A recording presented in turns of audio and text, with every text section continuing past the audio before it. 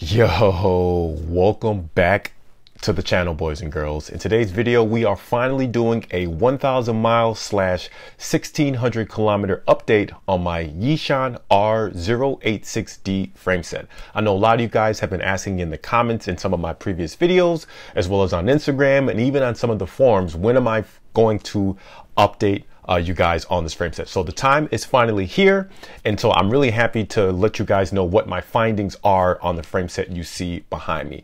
And now that I've been riding my brand new Giant Propel Advanced Pro for about a month or so, it's really nice to finally switch back to the Yishun, because I think this really helps me give some really good perspective comparing all these different frames, particularly when it comes to the riding dynamics as well as the characteristics of this frame. Now, if you do want a super detailed in-depth on all the specs, the weights, etc., then I will drop a link down below somewhere in the comments or the video description if you guys are looking for that on the previous video for this frame set. And so in this video, guys, we're going to be, of course, talking about the components, some of the wheels, the negatives, the positives on this frame set, who I think this bike is for, and then we're going to answer the question on whether or not I think that this is in fact the best affordable or cheap frame set that I've ever tested, and whether or not you should spend your hard-earned money on this frame set, ranking it against some of the other budget alternatives that I've tested in the past. So without further ado, let's begin. So like I mentioned in the introduction, guys, we are taking a long-term or longer-term review. It's only been 1,000 miles, but it's still long enough to give you guys an update on this frame set on the Yishun R086D frame set. Now, as far as this frame set, I have used this with a variety of different wheel sets. I've used it with my Windspace Hyper D67 wheels, my Elite Drive 65D wheels, Yishun's very own in-house wheels, as well as Yolio C50 Pro wheels. And I've used those wheels with a variety between latex and TPU inner tubes. And as far as the bike itself as a whole, I've done everything from 100-mile rides to this bike. I've also done it on some fast group rides. And so I basically have taken it through all of the paces that I typically would for sort of testing out and reviewing a frame like this. Now, the price of this frame at the time of this video is about $750 USD. I did pay for this frame with my own money because I was really interested in buying this frame. So I did not reach out to Yishun prior in order to sort of form a partnership to do this review. I simply just emailed them and I paid as a typical customer. Now, there is one criticism I do have for Yishun is after I released my first video on this frame set, a few customers have inquired on wanting to purchase this frame for themselves, and it seems that Yishun has, let's say, jacked up the price about $100 on this frame set. Now, I understand that maybe they aren't necessarily set up to be doing business to consumer purchases, but shame on you, Yishun, for jacking up the price. You want to argue and say that, oh, well, you were giving me a deal because you knew who I was as far as a YouTuber goes, but you didn't tell me that at the time of the purchase. So I think it's pretty crappy that you decided to jack the price up when you're taking advantage of a good thing now that it's clear that customers want to purchase this frame set. Now, the size I went with is a size 54. If you go to Yishun's website and you look at the geometry, you'll pretty much understand why I went with the size 54. Typically, I am a size 56, but the geometry on this lends itself to be more on the longer side with a slightly lower than average stack height, while still maintaining a respectable wheelbase for this size of a frame. And I bought the frame, and then I also purchased a set of their in-house carbon handlebars as well as their stem. Now, moving on to some of the components on this frame, as you guys can see, I've been running a SRAM eTap. Originally, when I made this build, I was using a 1x setup with SRAM, but I decided to go back to the 2x because there are just times when I think that having those extra gears and having that a little bit of versatility, especially if, say, I plan to travel with this bike or use it for some sort of events, I think it is nice to have those extra gears. And I mean, it only adds, I don't know, maybe like 150 or 200 grams, I don't know. So I do like the 2x on this. I want to say all in, or I should say actually without pedals or power meter or computer mount, we're looking at about 7.6, 7.7 for this frame set, and that's very respectable. In fact, that's about the same weight. It might be even slightly lower weight than, say, something like my Windspace T1500 frame set. Now, next up, I want to talk about Yishun's own in-house wheels. So I've been rocking, as you see here, these are Yishun's RBD 50 R086D wheel set. This is sort of their undulating design and similar to Zip's, their NSW wheels. And the price on these are about $550 to $600 USD. The external width on these is 30 millimeters and the internal width on these is 23, which is really, really nice because if you pair these with 28C Continental GP5000 tires, which are my tires of choice, that plumps up the 28C tires to a 30 millimeters. That is actually measured at the tire itself. And then if you are using, say, 32C tires on this, they basically pump out to about 34 millimeters. So you're probably asking what the actual tire clearance is on this frame set. Regardless of what the actual specs on the website says, you can definitely fit 32C measured at the tire into this frame set. And I would say maybe about, if you're using 32C tires that measure out to 34, they will definitely fit in here. However, I would only run that combo on the most absolute of dry roads, because if you're dealing with any sort of dirt or mud, it might have the chance to get stuck between the frame set, and that might cause a little bit of tire rub onto the frame set. Some of the other specs on these wheels, they come with CX-ray spokes, which is pretty typical. I do like steel spokes in this scenario because it does offer a little bit of extra comfort versus some super stiff carbon spokes. And then the hubs are Yishun's own basically it's the DT Swiss clone. It's the 36 tooth ratchet style hub. Of course, you can upgrade the ratchet tooth or whatever if you want to with your own money. And honestly, because of this undulating design going between 50 millimeter and 45 millimeters in depth, they do handle well in the crosswinds, especially here in Chicago, where a lot of the roads are north and west. And so we do basically pretty much always have a crosswind of some point. And I would say that for the price, what they are, they handle crosswinds well. You do get a measure of aerodynamic benefits. They're relatively light as well. I think they're like 1,400 grams or something like that. I'll put it on the screen later on. But yeah, for the price, they work really well. And I would say that they are just as competitive as some of the other wheels on the market that are going to run you closer to say $800 or $900. Next up, let's talk about some of the negatives on this frame set. Now, these are very minor things, but they are something to consider if they are important to you. So the first off is the upper bottle cage mount. In my opinion, it's mounted a little bit too high on the down tube. Yes, it does make it easier to grab your water bottle, but it does make putting back the water bottle into the cage a little bit more tedious at times, especially when the pace gets a little bit high. And I can't imagine that having a bottle cage mounted that high in the down tube, I can't imagine that being very aerodynamic. I mean, nowadays, when you look at some of these bigger brands, there's a trend now to have the bottle cages be as low on the frame as possible, just to cut down on any potential aerodynamic drag, which could slow you down. And it just seems that this design is a little bit more efficient. So I hope that maybe with Yishun's next iteration of this frame set, that they can simply just move those bottle cage mounts just a little bit further down on the down tube. The second thing that I don't like about this frame, and you can probably obviously tell in the photos, is there is a pretty sizable gap between the down tube and the front wheel. Again, I can't imagine this being very aerodynamic. It's a pretty big back gap, and I imagine, yeah, that's going to cause some turbulent air or subsequent drag. I'm not an engineer, I'm not a physicist, so I don't really know how that works.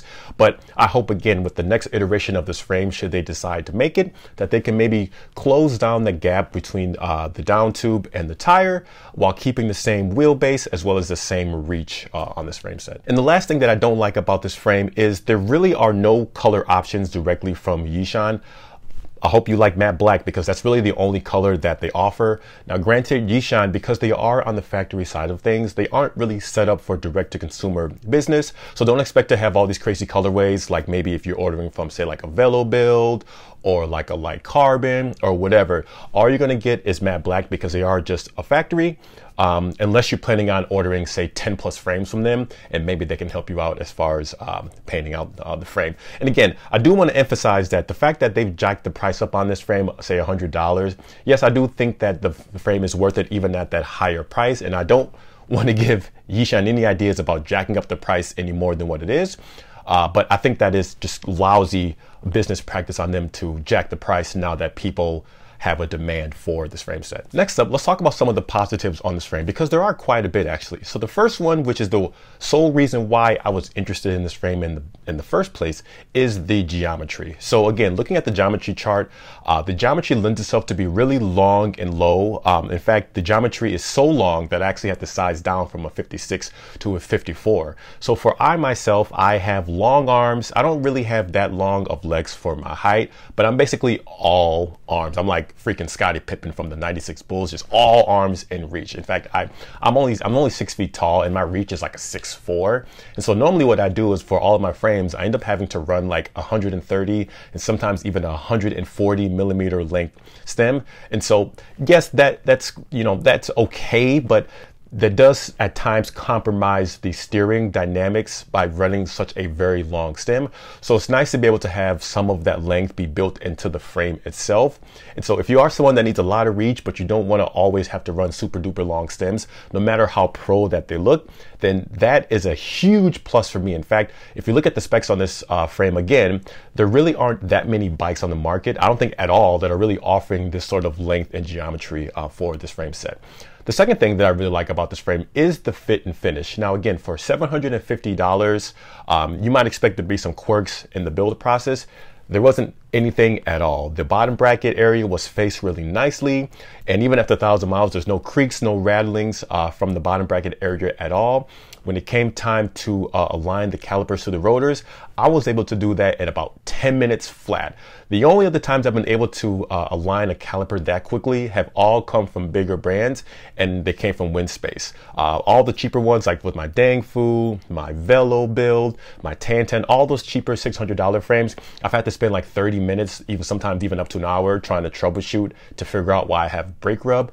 But on the Yishun, the caliper mounts were faced very well, and everything was able to align very, very easily and quickly. Now the actual frame itself, and this is one of the other positives, is the frame itself, it's really stiff, but it's not punishing. I would say that it's definitely worthy of a $1,500 frame set, which I hope Yishun don't charge that as your asking price, because no one's going to pay it. But this frame definitely is, I would say, up in the mid-tier, mid to higher tier of Chinese frames on the market as far as how it feels. Every time I hop on this frame, it's very exciting to ride. It's way more exhilarating to ride as my Yolio R12. My Yolio R12, it's a comfortable bike, but it's just very bland. It doesn't make you want to get up and go and just put the power down the way this one does. And it feels almost exciting. It's very close, but it's almost exciting as my Windspace T1500 to ride.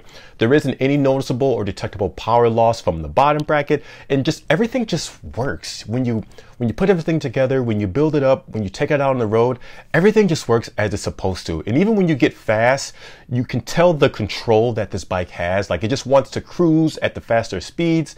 It just handles bumps really well considering the price point, and everything just works really well. Now, the rear triangle, or the rear half of the bike, it isn't as composed as, say, my Windspace T1500 or even my LA Sprint or even my Giant Propel, which is probably something you should expect, but it is far better in the rear part of this frame compared to all of the other budget alternatives that I've tested in the past.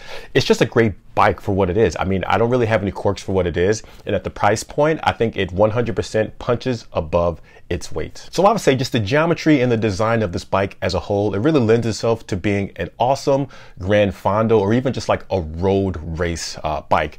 It doesn't feel as nimble in the corners as some of my other bikes that I've tested, but it definitely makes up for itself when it comes to the control when you are going at higher speeds. So who do I think this bike is for? Well, I think this bike is for anyone who is on the fence purchasing their first Chinese frame set. If you go on the lower end of the market, say the $500 or even the $600 frames, there are some opportunities to run into some risk and quirks as far as maybe the build quality. You might struggle with sort of routing the cables, all these things. Maybe the customer service is not going to be that great. But at this price point, I think this will allow customers who want to get into the Chinese frame market. I think this will inspire a lot of confidence in them and really prove that if you don't have, or if you just don't want to spend the money on, say, a $1,500 or even $2,000 frame set, I think this can more than make up for that, for being a really good budget build, or even just a project bike.